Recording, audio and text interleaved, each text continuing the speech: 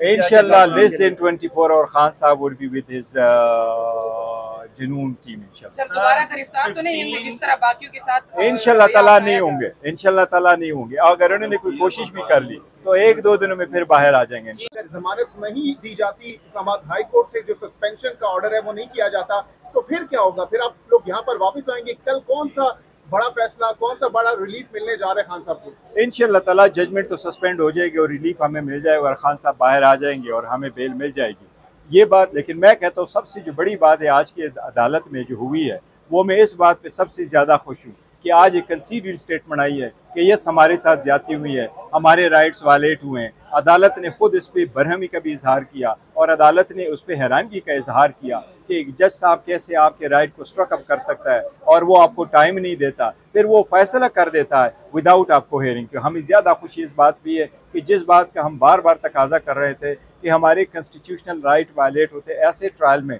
जिसमें मेरे जेल जाने का खदशा है, लिहाजा उसकी प्रोटेक्शन होनी चाहिए, आज अदालत ने उसको एक्सेप्ट कर लिया, इस बात पे बड़ी खुशी है। किस बात पर बरहमी का इजहार किया गया चीफ जस्टिस की जानिब से, और जो दूसरी तरफ से वकला थे उनकी जानिब से क्या दलाइल दिए गए वहाँ पर? देखिए अदालत ने तो उनकी दलाइल पूरी नहीं सुनी क्योंकि अदालत ने उनसे क्वेश्चंस कर लिए। क्वेश्चन सिर्फ ये था, पहला क्वेश्चन कि क्या 1 तारीख को अक्यूज़ की स्टेटमेंट रिकॉर्ड हुई थी? उन्होंने कहा हाँ।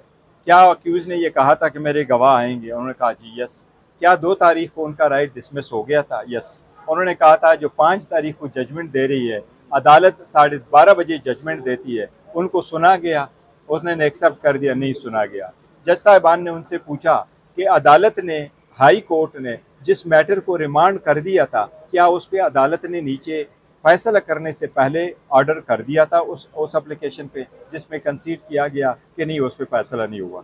तो इसलिए अदालत ने ये हैरानगी किया कि ये फैसले किए बगैर आप कैसे सजा दे। अच्छा, कल हमने देखा कि लतीफ़ खोसा साहब बहुत ज्यादा इमोशनल थे, बहुत ज्यादा जज्बाती दिखाई दे रहे थे इस्लामाबाद हाई कोर्ट में। आज क्या वाकई वहाँ यहाँ पर भी वो जज्बाती थे? क्या बॉडी लैंग्वेज था, क्या मुकालमा हुआ चीफ जस्टिस और लतीफ़ खोसा साहब के दरमियान?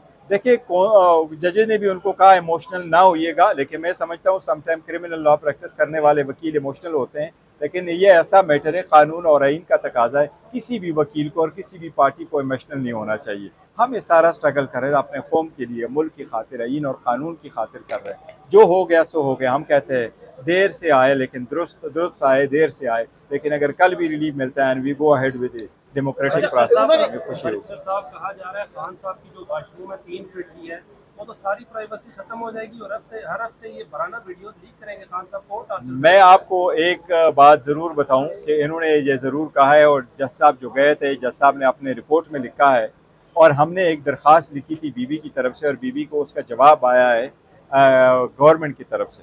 गवर्नमेंट ने कहा है कि हमने सारी फैसिलिटीज़ भी दी और उसको जो मैटर है वो सारे रिजर्व है। उसका जवाब मैं आज उनको जवाब लिख रहा हूँ कि आपने जो स्टेटमेंट दी है वो गलत है। जज साहब ने खुद कंट्राडिक्ट किया आपकी स्टेटमेंट को। ये बड़ी अफसोस की बात है कि ऐसा बाथरूम है जिसकी मैक्सिमम वाल 3 फुट है और ऐसी जगह जो हम पहले कह रहे थे कि वो ओपन वाशरूम है और फिर आप उन्हें सिक्योरिटी कैमरे भी रखे, तो बड़ी नाइंसाफ़ी हो रही है। बैरिस्टर साहब, राना सनाउल्लाह साहब मुख्तलिफ टीवी मेन स्ट्रीम प्रोग्राम में कहते थे, मेन प्राइम टाइम में, कि खान साहब कोई ड्रग्स यूज़ करते हैं, वो 1 दिन से ज़्यादा जेल में नहीं रह सकेंगे, और वो जिस ड्रग का नाम ले रहे थे मैं उसका नाम नहीं इस्तेमाल करना चाहता। तो खान साहब तो 17 दिन से डटे हुए हैं, वो कहते हैं 1000 साल जेल बर्दाश्त कर लूँगा। फिर कौन हुआ ड्रग इस्तेमाल करने वाला? सर जो राना सनाउल्लाह की बहस है वो शायद खुद ड्रग इस्तेमाल करते होंगे तो उसका क्या करे होंगे और क्या करते होंगे, लेकिन उसकी बात को मैं डिग्निफाई नहीं करता कि उसका जवाब दे दूँ। अल्हम्दुलिल्लाह खान साहब की जो रिपोर्टें आई हैं, पुलिस की आई हैं, जो सीक्रेट रिपोर्टें आई हैं, उसमें कहाँ तहज्जुद पढ़ा है, नमाज पढ़ी, तिलावत की है और बाद किताब रीडिंग में करते और एक्सरसाइज। और अली साहब 17 दिन बगैर किसी नशे के, बकौल जो कि उनके मुखालिफिन लगाते इल्ज़ाम, तो इमरान खान सर्वाइव कर चुके हैं, इसका मतलब है झूठे इल्ज़ाम थे, खान साहब नशा नहीं करते? कभी नहीं किया, कभी नहीं सर। खान साहब तो खान साहब है, खान साहब और नशा ये 2 मुखालिफ चीज़ें हैं। हाँ, तो कल क्या वज़ीर सेहत थे साहब का अब्दुल कादिर पटेल साहब, उन्होंने कहा था खान साहब ड्रग यूज अब्दुल कादिर पटेल को करते हैं, मेंटली अपसेट है, उनका कोई बच्चों वाला जहन है। अब्दुल कादिर पटेल को हमने लीगल नोटिस भी दिया हुआ है और उसके खिलाफ प्रोसीडिंग्स भी करेंगे, और उन्होंने जो कोई झूठ बोला था उसका जवाब हमने पूरी तफसील उसका जिक्र किया। कल क्या खुशखबरी आ रही है इंशाल्लाह लेस देन 24 और खान साहब वुड बी विद हिज जुनून टीम इंशाल्लाह। सर दोबारा गिरफ्तार तो नहीं होंगे जिस तरह बाकियों के साथ? इंशाल्लाह ताला नहीं होंगे, इंशाल्लाह ताला नहीं होंगे। अगर उन्होंने कोई कोशिश भी कर ली तो 1-2 दिनों में फिर बाहर आ जाएंगे। जो डॉक्यूमेंट खान साहब के पास आया है, वो चीफ जस्टिस के पास आया है, वो स्पीकर के पास आया है, वो सदर के पास गया है, वो सारे, और वो तो पब्लिश भी हो चुका है, जिसने पब्लिश करवाया उसके कंटेंट्स करवाए हैं, वो सारे मौजूद है। हमें उम्मीद है ये कोई नहीं, ये डराने के लिए केसेस है। सदर आरिफ अलवी को एक डमी की तरह इस्तेमाल कर दिया एस्टेब्लिशमेंट ने, और उन्होंने सिग्नेचर नहीं भी किए या किए भी, कानून बन गया, छप गया, गिरफ्तार हो गए। मैं समझता हूँ जो प्रेसिडेंट है वो कॉन्स्टिट्यूशनल ऑफिस है, उसको किसी ने इस्तेमाल नहीं किया, किसी ने प्रेशराइज नहीं किया, और उसने जो दस्तखत किए हैं उसने कोई दस्तखत नहीं किए। जिन्होंने नोटिफिकेशन किए वो नोटिफिकेशन में सेल्फ एडमिट करते हैं कि उसने दस्तखत नहीं किए। ये अब आईनी कानूनी मसला है कि अगर सदर के पास कानून आ जाए बिल, और बिल की सूरत में उसने उसको फर्स्ट टाइम दस्तखत नहीं किया हो,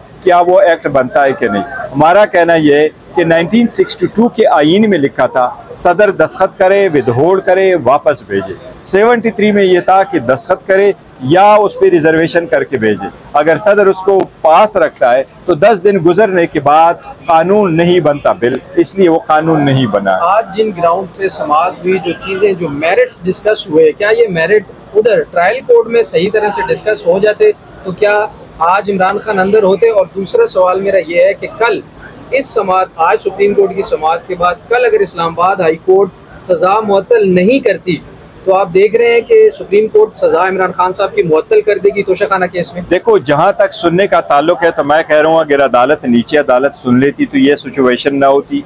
लेकिन इवन सुप्रीम कोर्ट में जो हमने पिटीशनें फाइल कर दी थी और जो सिर्फ टाइम ज़्यादा होने की वजह से वो इन्फ्रक्चस हो गई थी, अगर वो भी पिटीशनें जल्दी समाअत के लिए मुकर्रर की जाती फिर भी ये सिचुएशन ना होती।